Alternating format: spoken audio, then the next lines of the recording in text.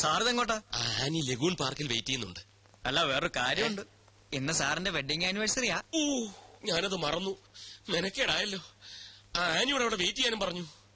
ഒരാളുടെ ജന്മോ പിടിവിട്ടാ വഴുതി പോകും.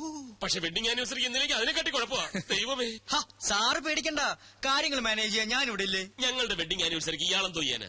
അതൊക്കെ എനിക്ക് വിട്ടുതരൂ സാർ. സാറിന്റെ ജോലി തിരക്ക് രഞ്ജു ചേച്ചിക്ക് അറിയാവുന്നതല്ലേ. അത് ഇത്തിരി കൂടെ പൊലിപ്പിച്ച് പറഞ്ഞ് ചേച്ചിയെ ഞാൻ മയപ്പെടുത്താം. ചേച്ചി മയപ്പെടും.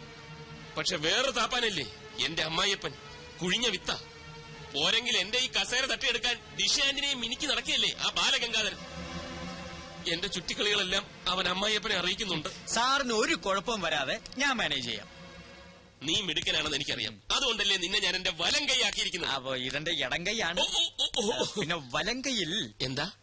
അല്ല, ഈ രഞ്ജു ചേച്ചിയെ മയപ്പെടുത്താൻ അല്പം പണച്ചെലവുണ്ട്. കാശൊരു പ്രശ്നമല്ല. എന്താന്ന് വെച്ചാ ചെയ്തു.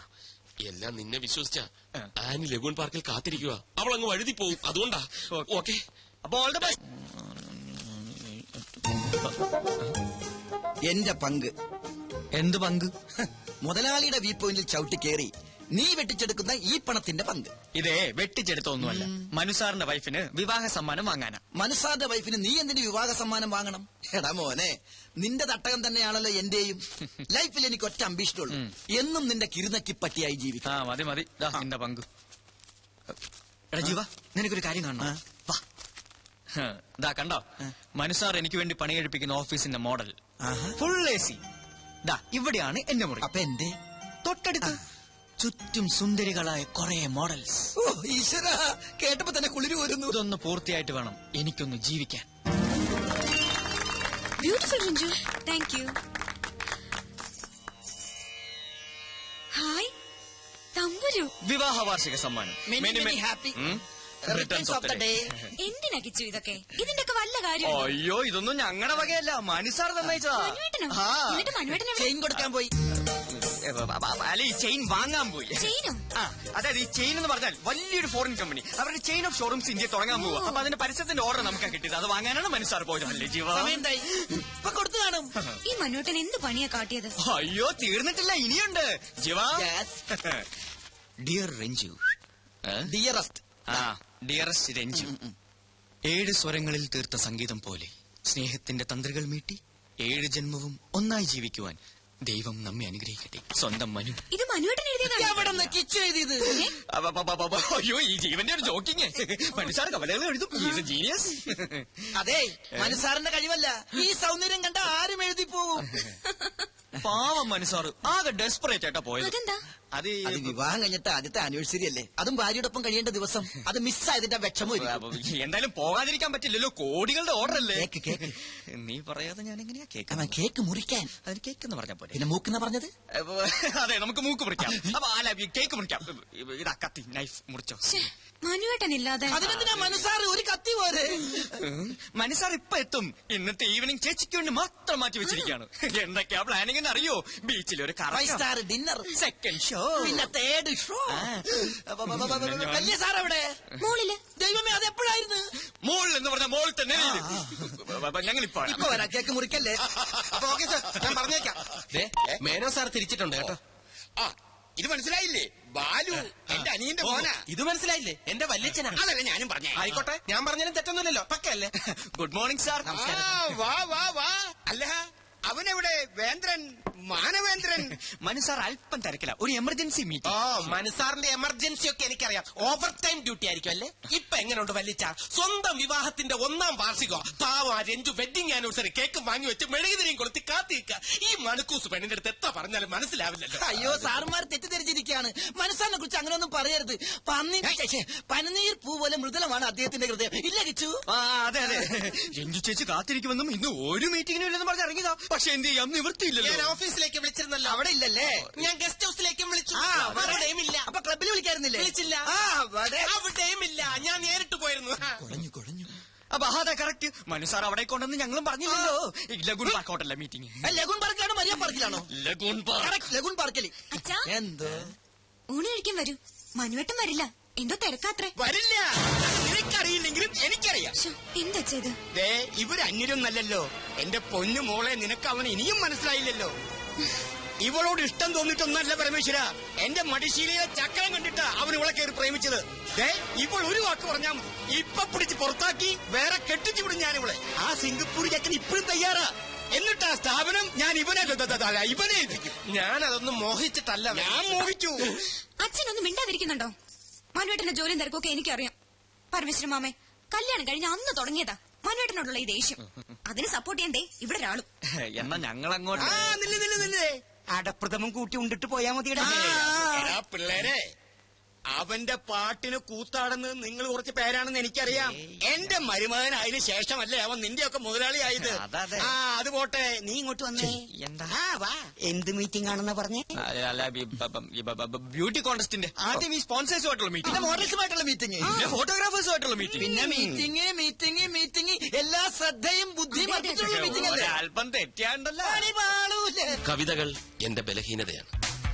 സ്ത്രീയെക്കുറിച്ച് പ്രശസ്തനായ ഒരു ആംഗലേയ കവി പാടിയത് എനിക്കറിയൂ. ഇല്ല. ഒരു നിമിഷം തരൂ നിന്നിൽ അലിയാൻ, ഒരു യുഗം തരൂ നിന്നെ അറിയാൻ. എത്ര പെട്ടെന്നാണ് ഞാൻ ആനിയെ അറിഞ്ഞത്. ഈ ജന്മാന്തരങ്ങളുടെ ബന്ധം എന്നൊക്കെ പറയാറില്ലേ, എന്നെന്നും ഇങ്ങനെ ഒന്നായി കഴിയാൻ ഒരു നൂൽ ബന്ധമായി ഈ ചെയിൻ ഇരിക്കട്ടെ. 22 ക്യാരറ്റ്സാ. ഇനി മുതൽ അങ്ങോട്ട് ഐ മാറ്റ് അഡ്വർടൈസിംഗ് കമ്പനിയുടെ അസറ്റ് ആയിരിക്കും ആനി. I assure U.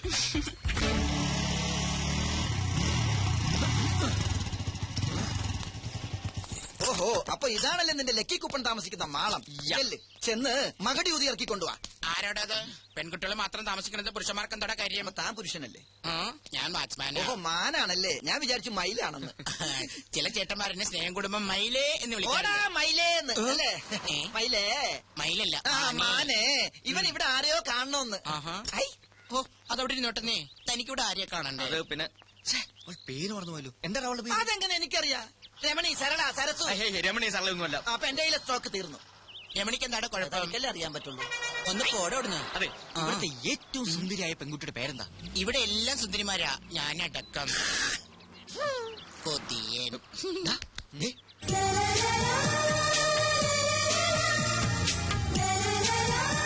അതാണ് കുട്ടി. അതകിലയാ. കുട്ടിയെ തന്നെയാ കാണേണ്ടത്. താനും കൂടെ പോന്നെ. താനിവിടെ നിന്നിട്ടാ മതി. മാരീഡാണോ? അല്ല, ഞാനിപ്പൊ വരാം. വരണം. വരാടി. അഖില, എന്നെ ഓർമ്മയില്ലേ? Lucky coupon. പിന്നെ ഓർക്കാതെ എന്താ ഇവിടെ? ഹായ് അഖില, ഞാൻ ലാൽ, ജീവൻ ലാൽ, ഇവന്റെ ബെസ്റ്റ് ഫ്രണ്ടാണ്. കുട്ടിയെ കുറിച്ച് എന്നോട് ഇവൻ ഒരുപാട് പറഞ്ഞിട്ടുണ്ട്. എന്ത് ചെയ്യുന്നു? പഠിക്കുകയാണോ അതോ ജോലി ചെയ്യാണോ? എവിടെയാ വീട്? വീട്ടിൽ ആരൊക്കെയുണ്ട്? അച്ഛൻ മാരീഡാണോ? അച്ഛൻ married അല്ല. അമ്മ Married അല്ല. അപ്പൊ ലവ് മാരേജ് ആണല്ലേ? ഈ കുട്ടിയുടെ മുഖം കണ്ടപ്പോൾ എനിക്ക് മനസ്സിലായി നിങ്ങൾ അച്ഛനും അമ്മ ലവ് മാരേജ് ആയിരിക്കുന്നത്. അച്ഛൻ ഞാൻ പോണം. അല്ല, ഞാൻ ഈ കർച്ചീഫ് തരാൻ വന്നതാ. കളഞ്ഞിട്ടില്ല, കയ്യിലുണ്ട്. അല്ല, ഈ കർച്ചിപ്പ് കളയാതെ സൂക്ഷിക്കണമെന്ന് ഞാൻ അല്ല, പറയുകയല്ല. അന്ന് ബസ് കയറുമ്പോ അഖില അറിയാതെ ഇത് നിലത്ത് വീണു. ഞാൻ എടുക്കുമ്പോഴേക്കും ബസ് വിട്ടു. സൂക്ഷിച്ചു വെച്ചിരിക്കുന്നു. Thank you. എന്നാലും ഇതിനു വേണ്ടി മെനക്കെട്ട്. അയ്യോ, ഇറ്റ്സ് എ പ്ലഷർ. ഓക്കെ, എന്ന് വരട്ടെ. ബൈ. ബൈ. അല്ല അഖില, കിച്ചു, അഖില, എന്താ? കർച്ചീഫ് തിരിച്ചു തന്നതിന് ഒരു താങ്ക്സ് മാത്രമേ ഉള്ളൂ. പിന്നെന്താ വേണ്ടത്? പറയട്ടെ, come on. Friendship, just N outing, അത്രേ ഉള്ളൂ. Okay, done. Thank you so much. Okay ആയോ? പകുതി ഓക്കെ. അപ്പൊ ബാക്കി പകുതി? ഛെ, എനിക്ക് പണി കൂടി. എന്റെ ലൂട്ടി കഴിഞ്ഞു. ഓടി പന്നിച്ചി. വെറുതെ കൊതിപ്പിച്ചു, ദുഷ്ടൻ. ഒരുപാട് സ്വപ്നങ്ങളുമായി നടന്ന ഒന്നും ഫലവത്താവില്ലെന്നാ പറയാറ്. എന്നാലും ഞാൻ സ്വപ്നം കാണും, അതിന് ചെലവൊന്നുമില്ലല്ലോ. കേക്കട്ടെ, എന്തൊക്കെയാ തന്റെ സ്വപ്നങ്ങൾ? കിച്ചുവിനെ പോലെ ഒരുപാടൊന്നുമില്ല. ഒരേ ഒരു സ്വപ്നം. സ്വപ്നമെന്നോ ലക്ഷ്യമെന്നോ എന്ത് വേണമെങ്കിലും വിളിക്കാം. സസ്പെൻസ് ഇടാതെ കാര്യം പറയടോ. ദേ, ആ കാണുന്ന വീട് കണ്ടോ? വീടോ? അതൊരു കൊട്ടാരം പോലെ ഉണ്ടല്ലോ. അതുപോലൊരു വീട് എനിക്ക് സ്വന്തമാക്കണം. എന്തിനാ ചിരിക്കുന്നത്? സിറ്റിയുടെ നടുക്കുള്ള ആ വീടിന് എന്ത് വില വരുമെന്നറിയോ? കുറഞ്ഞത് 1 കോടി. ആയിക്കോട്ടെ. കയ്യിലാകെ ഉള്ളത് മോഡലിംഗ്, എന്നിട്ടും സ്വപ്നം ചില്ലറയൊന്നുമല്ല. അതെ, അതിൽ കുറഞ്ഞ ഒരു സ്വപ്നവും എനിക്കില്ല. അത് ശരി. ഇനി ഈ സ്വപ്നം സഫലമായില്ലെങ്കിൽ എന്ത് ചെയ്യും? കോടീശ്വരനായ ഒരാളെ കല്യാണം കഴിക്കും, എന്നിട്ടത് സ്വന്തമാക്കും. അങ്ങനെ ഒരാൾ വരണ്ടേ? വന്നില്ലെങ്കിൽ അങ്ങനെ ഒരാളെ കണ്ടെത്തി ഞാനങ്ങ് പ്രേമിക്കും. ഓ, എന്തൊരു ബുദ്ധി. എന്നാലും വെറുതെ ഒന്ന് സങ്കല്പിക്കേ. ഓക്കെ. തന്റെ പ്രതീക്ഷയ്ക്ക് വിരുദ്ധമായി കോടീശ്വരനല്ലാത്ത ഒരു സാധാരണ ചെറുപ്പക്കാരനുമായി താൻ പ്രണയത്തിലായി. അല്ല, ജസ്റ്റ് ഇമാജിൻ. നോ, അങ്ങനെ ഒരിക്കലും സംഭവിക്കില്ല. രണ്ട് ദുർബലർ ചേർന്നാൽ ഒരിക്കലും ഒരു സ്വപ്നവും പൂവണിയില്ല. അതാണ് എന്റെ കണ്ടെത്തൽ. ഏയ്, എന്തു പറ്റി? ഹേയ്, ഒന്നുമില്ല. താൻ വളരെ ഫ്രാങ്കാ. വലിയൊരു സത്യം എത്ര സിമ്പിളായി പറഞ്ഞു. ഹേ കിച്ചു, എന്റെ സ്വപ്നം ഫലിക്കോ? ദേ അത് കണ്ടോ, പുതിയൊരു പുലരിയായി തിരിച്ചു വരാൻ ആഴിയിലേക്ക് ആണ്ടുപോകുന്ന സൂര്യൻ. ഈ സമയത്ത് ചിന്തിക്കുന്നൊക്കെ ഫലിക്കുന്ന ആര് പറയാ പറഞ്ഞു? ഞാൻ. So best of luck. Thank you.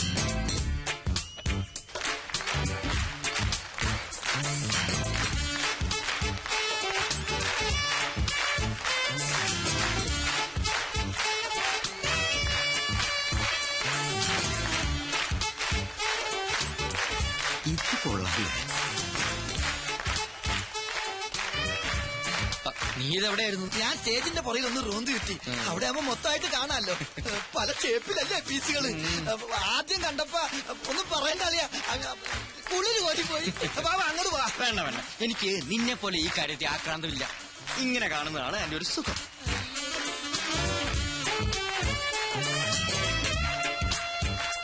ഇതിനൊരു 40 മാർക്ക് ഞാൻ കൊടുക്കും. നീയോ? ഏയ്, അത്രയ്ക്കൊന്നുമില്ല. തൊലി വെളുപ്പ് മാത്രമേ ഉള്ളൂ. ഫീച്ചേഴ്സ് പോരാ. ടീച്ചേഴ്സ്? ടീച്ചേഴ്സ് അല്ലടാ, ഫീച്ചേഴ്സ്. ആ.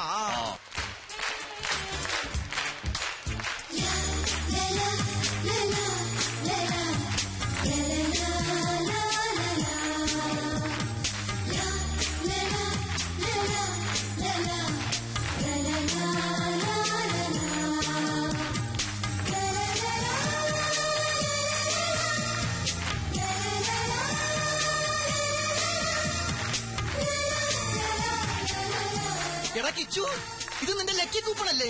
ഇത് ഏത് മാളത്തിൽ ഒളിച്ചിരുന്നു?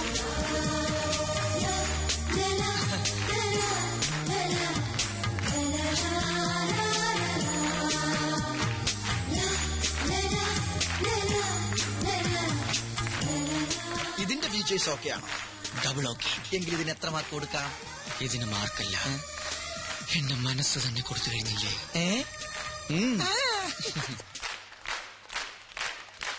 She's nice, beautiful. ഇവളെ നമുക്ക് വേണം. എത്ര പ്രതിഫലം ചോദിച്ചാലും കൊടുത്തരെ. കമ്പനിയുടെ പ്രസ്റ്റീജിയസ് മോഡലാക്കണം ഇവളെ. കറക്റ്റ്, ഞാനത് പറയാൻ തുടങ്ങിയായിരുന്നു. നീ ഇതൊന്നും കേൾക്കുന്നില്ലേ? Yes sir, she's nice, beautiful. എന്നാൽ അവളെ ഡീറ്റെയിൽസ് ചോദിച്ച് ഫിക്സ് ചെയ്യ് ഇപ്പൊ തന്നെ. മണ്ണും ചാരി നിന്നവൻ പെണ്ണും കൊണ്ട് പോകുമോ?